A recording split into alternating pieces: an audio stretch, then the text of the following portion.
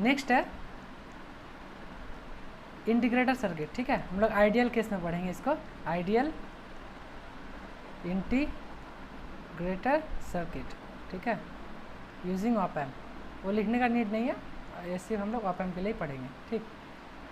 अब देखो, तुमको अगर एक चीज़ सिर्फ याद है, इन्वर्टिंग या नॉन इन्वर्टिंग ऑप एम्प, तुम वहीं से सब कुछ कर सकते हो, ठीक है। तो क्या करो, एक सिंपल तुम साइड में हम तुमको फिर से हम रिवीजन करा देते हैं। एक non inverting op amp, non inverting op amp क्या होता था, एक ऑप एम्प होता था, उसमें क्या होता था, एक यहाँ पे रजिस्टर होता था, ये मेरा इनपुट होता था नेगेटिव साइड में, और यहीं पे मेरा क्या होता था, फीडबैक होता था, है ना, और ये पॉजिटिव साइड होता था, और ये मेरा ग्राउंड, ये मेरा क्या non inverting standard inverting op amp होता था, है ना, फीडबैक वाला। इसमें वर्चुअल ग्राउंड कंसेप्ट एप्लीकेबल है। अब बस क्या है कि तुमको इस सर्किट में और आइडियल इंटीग्रेटर सर्किट में बस इतना ही चेंज करना है कि जो फीडबैक रजिस्टर होता था इसको सिर्फ कैपेसिटर से रिप्लेस कर देना है, ठीक है, कुछ नहीं करना है। यहाँ एक वीन बनाओ, यहाँ एक रजिस्टर बनाओ, और इसको ले जाओ किस में, नॉन इन्वर्टिंग में, सॉरी इन्वर्टिंग में, और नॉन इन्वर्टिंग को क्या कर दो, ग्राउंड कर दिए, है ना। यहाँ से हम क्या लेते हैं, आउटपुट वी आउट, और क्या करो, जो तुम्हारा फीडबैक रजिस्टर था उसको किससे रिप्लेस कर दो, सिंपली एक कैपेसिटर से, है ना। और ये भी हम कि आइडियल केस के लिए पढ़े जिसका गेन इनफाइनाइट है। तो बस हो गया आइडियल इंटीग्रेटर सर्किट, है ना, हो गया ना। अब इसका डेरिवेशन देख लेते हैं, देखो डेरिवेशन कैसे होगा। तो यहाँ पर भी क्या वर्चुअल ग्राउंड कंसेप्ट एप्लीकेबल होगा, है ठीक नहीं। ये मेरा कौन सा फीडबैक है, नेगेटिव फीडबैक, और नेगेटिव फीडबैक में तो ये हो गया मेरा फिगर, क्या नाम हो गया, आइडियल इंटीग्रेटर सर्किट, है ना। और ये फिगर मेरा क्या है, डिफरेंस याद रखना है, दोनों को मिला मत देना। ये हो गया मेरा इन्वर्टिंग ऑप एम्प, है ना। अब देखो इसका डेरिवेशन करते हैं, नेक्स्ट पेज में करें, चलो।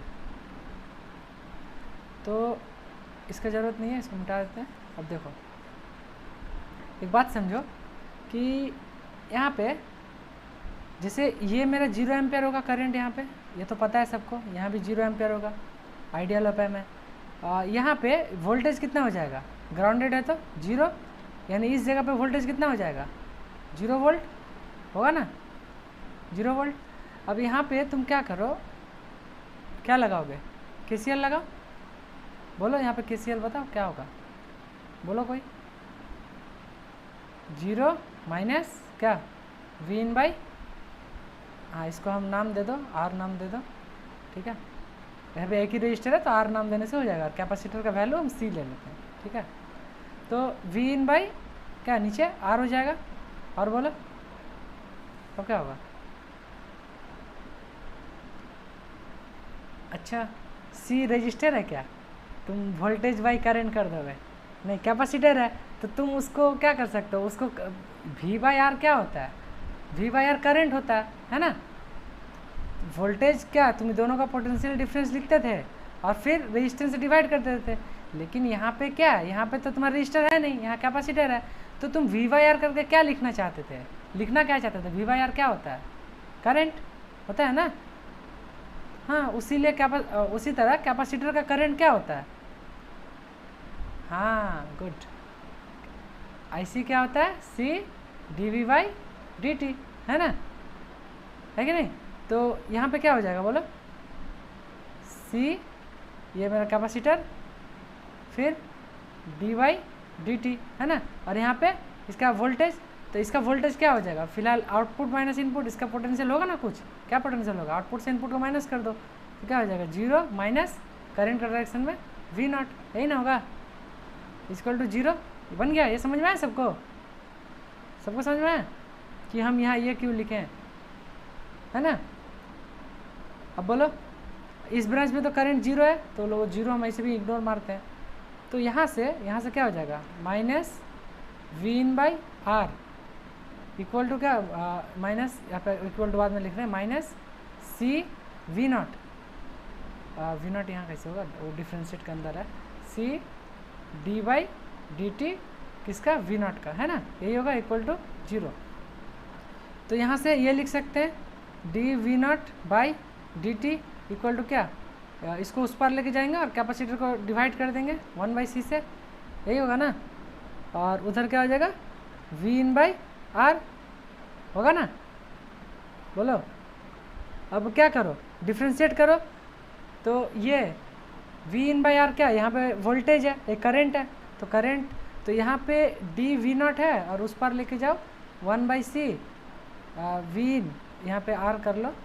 इनपुट वोल्टेज को क्या करो, डी टी के साथ क्या करोगे, इंटीग्रेट करोगे। अब इनपुट वोल्टेज किसके टर्म पे होता है, sinusoidal, sinusoidal in terms of time, sine omega naught T होता था कि नहीं। तो अब दोनों साइड क्या करो, both side integrate both side, ठीक ना। नेक्स्ट पेज में लिखते हैं, देखो यहाँ से इसको मिटाओ, ये पीछे स्लाइड में रह गया। अब यहाँ पे हम क्या लिख सकते हैं, बोलो। यहाँ से हो गया integrate both side, both side integrate करोगे तो क्या हो जाएगा, integration D V naught equal to क्या, इंटीग्रेशन, अच्छा यहाँ माइनस भी जाएगा उसके साथ, देखो यहाँ माइनस होगा एक, तो ये माइनस यहाँ पे लिख लेते हैं, -1/RC, है ना, क्या बचा, और डी टी इंटू, अच्छा v इंटू डी टी बचा ना, क्या बचा, v इन इंटू डी टी, यही ना हुआ, बोलो। अब ये देखो डिफ्रेंशिएट किसको कंपनसेट करता है, इंटीग्रेशन को, तो यहाँ पे मेरा आउटपुट वी नॉट हो जाएगा, डिफ्रेंशिएट इंटीग्रेट को ना कंपनसेट करता है। और यहाँ पे -1/RC क्या हो जाएगा, कांस्टेंट है, बाहर आ गया, कांस्टेंट है ना। अब इंटीग्रेशन किसका होगा, वी इन टाइम के रेस्पेक्ट में रहता है कि नहीं, वी इन मेरा यहाँ पे क्या हो सकता है, V in equal to sine V M sine omega T, देखो टाइम के रेस्पेक्ट में, है ना। तो यहाँ से मेरा आउटपुट क्या मिल गया, ये वाला वी आउटपुट क्या हो जाएगा, -1/RC integration of we input D T, है ना। तो ये हो गया मेरा आउटपुट ऑफ इंटीग्रेटर सर्किट। देखो समय इंटीग्रेशन मतलब क्या, समेशन इंटीग्रेट करना, तो बना ना आइडियल इंटीग्रेटर सर्किट, जो इनपुट डालोगे उसको इंटीग्रेट कर रहा है, डिपेंड कर रहा है तुम आरसी टाइम कांस्टेंट वगैरह क्या क्या ले रहे हो, ठीक है। इसमें क्वेश्चन देखोगे, ये क्वेश्चन बता देते हैं। देखो जैसे मान लो एक सर्किट हो गया, सर्किट देखते हैं ना, तुमको पहचान में आ जाना चाहिए कौन सा सर्किट है, यहाँ क्या हो रहा है, ठीक ना। मान लो यहाँ पे एक कैपेसिटर लगा है और ये नेगेटिव फीडबैक है, अब देख के तुम क्या बोल दोगे, 1 फैराड का एक कैपेसिटेंस है, ठीक है, और रजिस्टर मान लो तुम्हारा 1 ओम का है, ठीक। और यहाँ पे हम इनपुट क्या दे रहे हैं, 10 sin t, ठीक, और ये मेरा ग्राउंडेड और ये मेरा आउटपुट। अब बोल रहा है कि फाइंड वी नॉट। अब ये देख के पता चल रहा है कौन सा सर्किट है, इंटीग्रेटर सर्किट। तो इंटीग्रेटर सर्किट का आउटपुट क्या होता है, V naught equal to -1/RC integration of क्या, वी इन जो टाइम का फंक्शन होता है इंटू डी टी, है ना। तो यहाँ पे 1/RRC का वैल्यू क्या, 1 × 1 इंटीग्रेशन करोगे किसका, वी इन का, यानी 10 sin t का इंटीग्रेशन करोगे किसके रेस्पेक्ट में, t के रेस्पेक्ट में। तो यहाँ से बोलो माइनस बाहर आ जाएगा और इंटीग्रेशन अंदर क्या क्या बचेगा, बोलो क्या होगा, साइन का क्या होता है, क्या होता है, माइनस कॉस, है ना, माइनस कॉस टी हो जाएगा। और अच्छा लिमिट तो यहाँ पे है नहीं, हम नॉर्मली सॉल्व करें तो ओवरऑल आंसर क्या आ जाएगा तुम्हारा, अच्छा 10 भी बाहर आ जाएगा, कांस्टेंट है, तो क्या 10 cos t हो गया ना। अब बोलोगे भैया इसमें लिमिट का नहीं पुट किया, तो लिमिट पुट कर लो। अब तुमको अगर इनिशियली चार्ज 0 लेना है, इनिशियली चार्ज 0 से लेकर तुमको टाइम t तक जाना है, तो 0 के लिए पुट कर दो, t पुट कर दो, उसके बाद तुम्हारा आंसर आ जाएगा अकॉर्डिंगली जैसे चाहोगे, है ना। तो इंटीग्रेट हो रहा है ना यहाँ पे सर्किट, क्वेश्चन समझ रहे हो, यही था इसका एक एग्जाम्पल, ठीक। चलो तो ये मेरा हो गया कौन सा सर्किट, इंटीग्रेटर सर्किट। अब मान लो यहीं पे हम एक छोटा सा खाली चीज़ बता देते हैं कि अगर तुमको पूछा जाए कि प्रैक्टिकल पूछा जाए, ठीक है, मान लो प्रैक्टिकल पूछा जाए, उसका हम ये डेरिवेशन नहीं देखेंगे, खाली हम बता दे रहे हैं। यहाँ पे मान लो सिर्फ तुम्हारा हो गया प्रैक्टिकल, ठीक है, प्रैक्टिकल इंटीग्रेटर सर्किट। तो प्रैक्टिकल इंटीग्रेटर सर्किट में कुछ नहीं करना है, जो है वैसे ही, बस इसका पैरेलल में रजिस्टर लगा देना, ठीक है। एक पैरेलल में रजिस्टर लगा दोगे तो वो तुम्हारा क्या बन जाएगा, प्रैक्टिकल इंटीग्रेटर सर्किट। उसके बाद ये सब थोड़ा सा डेरिवेशन चेंज हो जाएगा, लेकिन उसके से तुम फिर डेरिवेशन नहीं, प्रैक्टिकल के लिए फिर तुम वो बन जाएगा तुम्हारा एक टाइप ऑफ, ये प्रैक्टिकल इंटीग्रेटर सर्किट तुम्हारा बन जाएगा लो पास फिल्टर, ठीक ना। इसका फिर फ्रीक्वेंसी रिस्पॉन्स देखना पड़ता है, बहुत कुछ आगे हम लोग उसमें नहीं जाएंगे, बस इतना जान रखो। अगर प्रैक्टिकल, हाँ और एक टर्म आएगा, लेकिन हम लोग उसमें आउटपुट नहीं देखते, हम लोग फिर उसको एज ए फिल्टर पढ़ने लगते हैं, ठीक ना, फिर इसका फ्रीक्वेंसी रिस्पॉन्स देखने लगते हैं, ठीक। क्योंकि देखो जैसे तुम डीसी इसका ये करोगे, अच्छा छोड़ो इसको, बस इतना ही समझो, ये क्लियर है ना।